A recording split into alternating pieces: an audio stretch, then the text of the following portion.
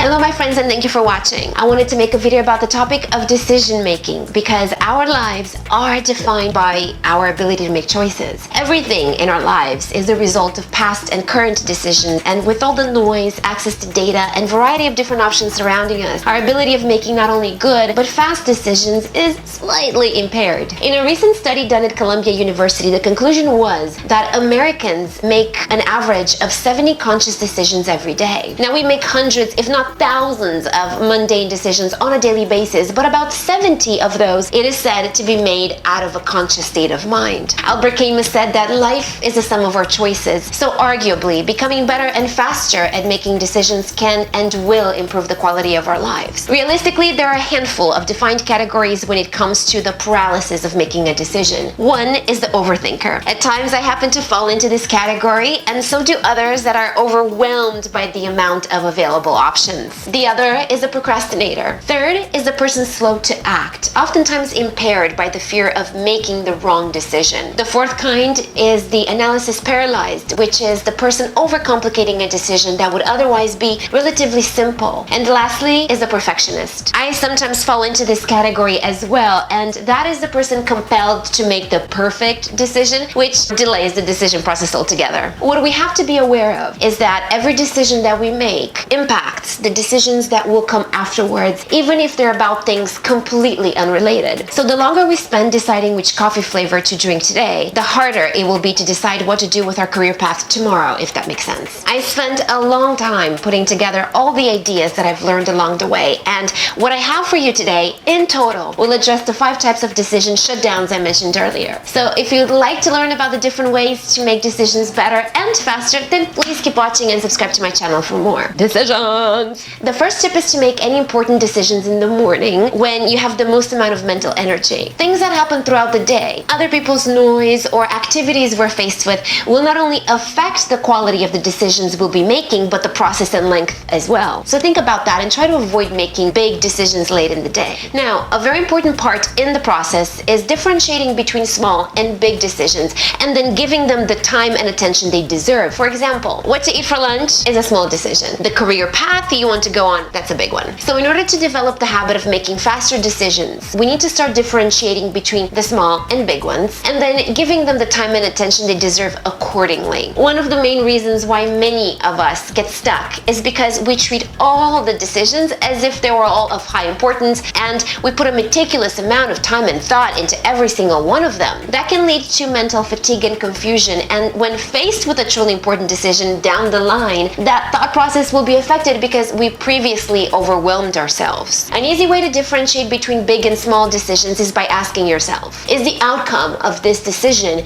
going to make a difference for me a year from now? If that decision isn't going to impact your life on the long run, it means that there are no serious consequences to that decision, so as a result, it's a small one, and your time is more valuably spent doing something else rather than spending it tangled up in the thought process. Take a deep breath and let it go. Go with your gut, which is very important, and make the effort proportional to its importance. The next tip is to simplify and limit your options, especially when it comes to big decisions. We get tangled up in the variety of different reasons and choices, and that excess will overwhelm you naturally because you are now faced with the criteria overload. Being overwhelmed is what often causes that paralysis in decision making. So if you're ever faced with that, write down the thoughts swirling through the back of your mind and categorize them very simply, good or bad. Judging your options that way will help guide you in the decision-making process and help cut through all the clutter and mental chatter. You may very well identify your answer that way, but if not, the road to the decision will be much more simplified and easy to sort through. Tip number 4 is to enforce a time rule, basically to assign a deadline. If the decision you have to make is a simple one, an easy solution would be to set a timer that will go off in 2 minutes. The time limit essentially forces you to more quickly process the information that's in front of you. For simple decisions, anywhere between 1 to 5 minutes I think is a good time. In a video I made last week about the different ways we can increase productivity, I encouraged assigning a time of completion for each task that you estimate and then write down next to every single item on your to-do list. When we know something needs to be delivered by a certain time, our focus and drive will increase and we can make that timeline. Or worst case scenario, come close to it,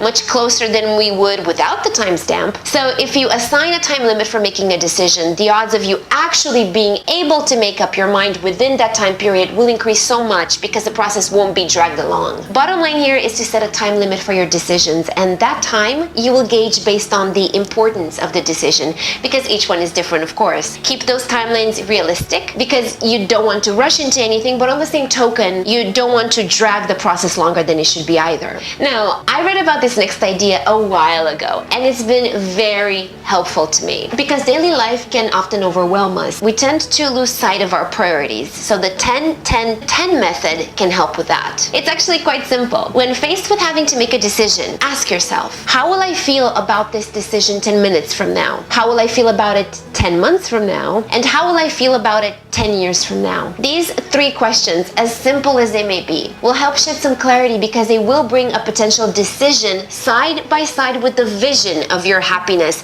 and what it could be in the future. And in doing that, things will come easier into focus and you will be able to more easily discern between wants, needs, and what is truly important. Tip number 6 addresses decision making on a chemical level. When our glucose levels are down, we are easily forced into decision fatigue.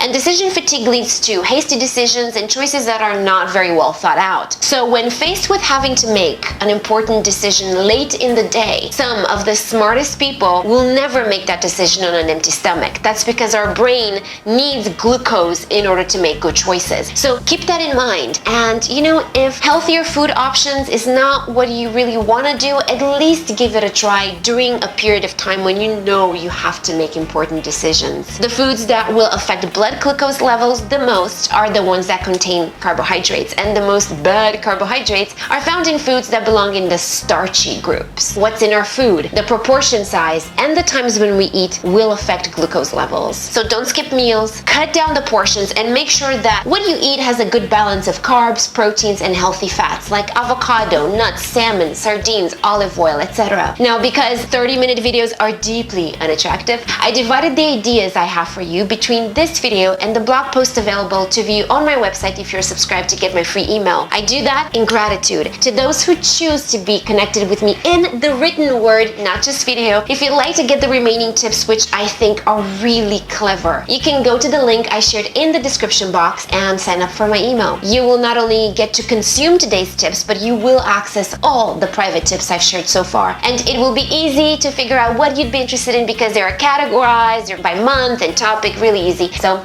that's it for today. Thank you for watching. If you would like to subscribe to my YouTube channel and see what future videos I make, I would really appreciate that so much. May good luck and fortune follow you everywhere you go today and every day. I will see you this Friday in a new video. Bye!